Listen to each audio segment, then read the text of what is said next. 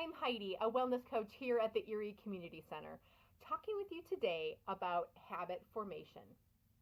What's the first thing you think of when you hear the word habit? Maybe it's discipline, maybe it's self-control or willpower, maybe it's those silly habits that you want to break.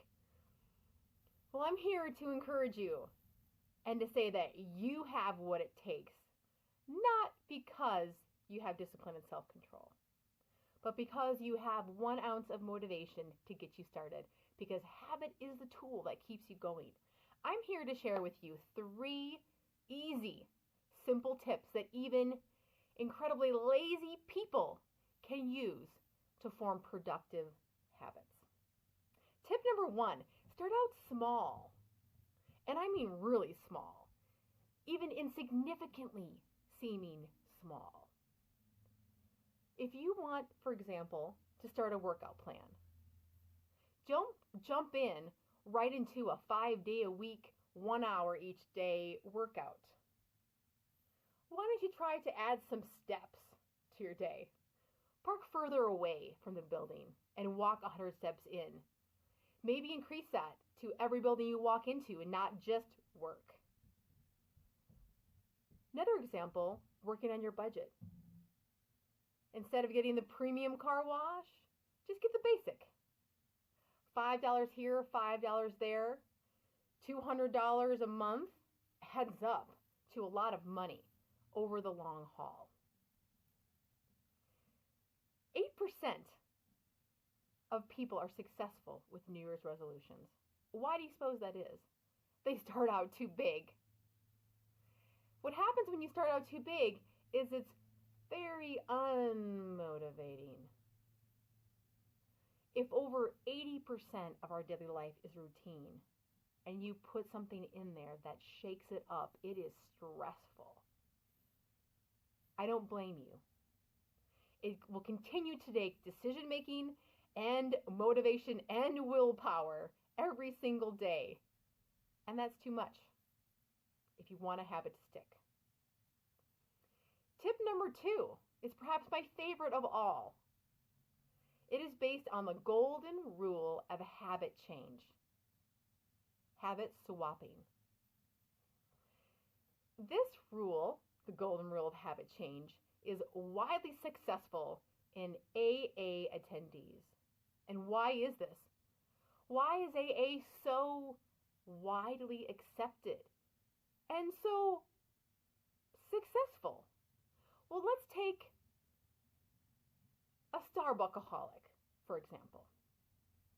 They've got to go each day to the drive-thru. So what brings them to the drive-thru? What brings all those people who are lined up here from here to Timbuktu every morning at 5 a.m.? Is it because the coffee tastes good?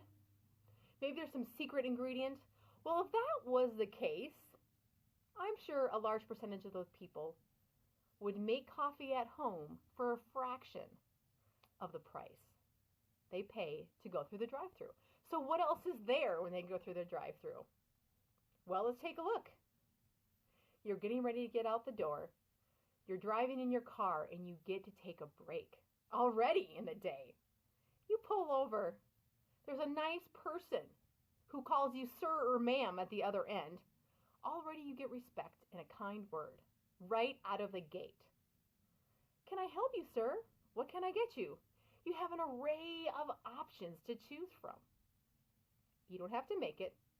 You don't have to grind it. You don't have to clean up the mess. They just give it to you. You tell them what you want and you get 5 minutes to wait until you get your coffee to have rest time, to get ready for the day, to gather your thoughts, to take that little time out before you enter the doors of your workplace. When you get the cup of coffee, ooh, it's pretty. The cup, it looks so pretty. It's a gift. And it's a gift that you don't have to worry about washing, losing, taking care of when you're done with it. And that kind person at the window, here you go, sir. Have a great day. No wonder people want to go there. The people are nice. They get respect. they get a treat, they get rest time, a timeout before they move on with their day, and they get a gift that they don't have to clean, pick up, or take care of. So what will we do to do a swap? Say I want to drink less coffee because I'm a Starbucksaholic. All right, so what if I only change one piece of that? I keep the reward, all those wonderful things that I experience on the way to work, and I get a smaller cup of coffee. Would it still be the same experience? Yeah. What if I maybe switch to tea? Do you see what I'm getting at? Sometimes when you want that brownie, simply switching to a lesser evil or something more healthy is just the little boost you need to get some momentum. Maybe eventually you'll give it up, but maybe not. Maybe you need that rest time in the afternoon. Maybe at 3 o'clock you go grab a cookie, you socialize. Maybe you won't need the cookie. Maybe what you really need is a break, some socialization, and to get out of that seat that you've been sitting in all day. Number 3, convenience or inconvenience. Making things very convenient can save you a lot of brain energy. There is a thing called decision fatigue.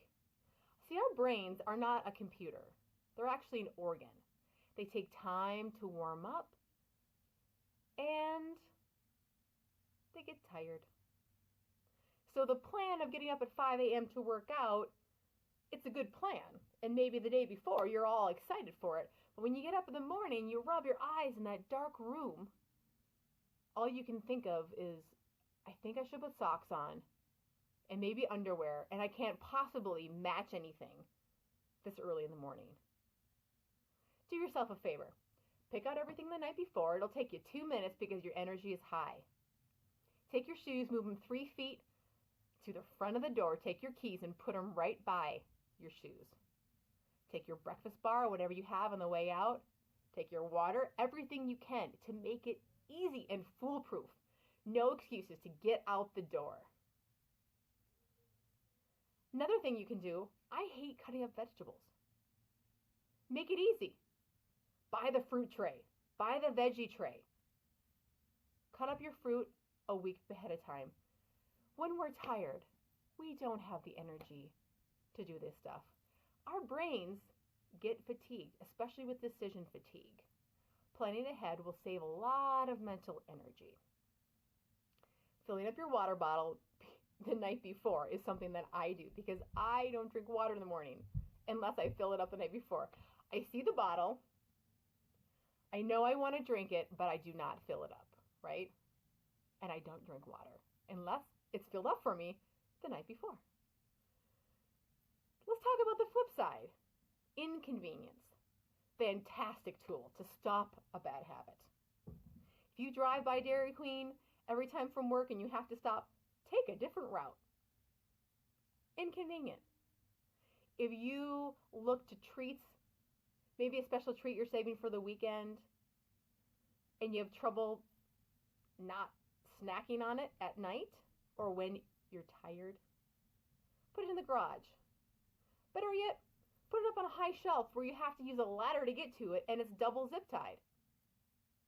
Well, you're probably not going to go there in your jammies at 9 o'clock at night. Do you see what I'm getting at? It seems extravagant. It seems like overkill. But it's worth it. It makes it easy for yourself. And it doesn't depend on willpower, discipline, and self-control. Take that out of the picture and do yourself a favor. Today I've shared with you 3 simple tips, including keep it small, even insignificantly seeming small. The second one, don't forget the golden rule of habit change. Use that simple technique of swapping just one piece of that habit. And lastly, make things really convenient and easy. Or on that flip side, very inconvenient. You have the motivation you need to get going. All you need is an ounce. That from there, you take the habits and you run with it. Thanks for listening and good luck with your habits.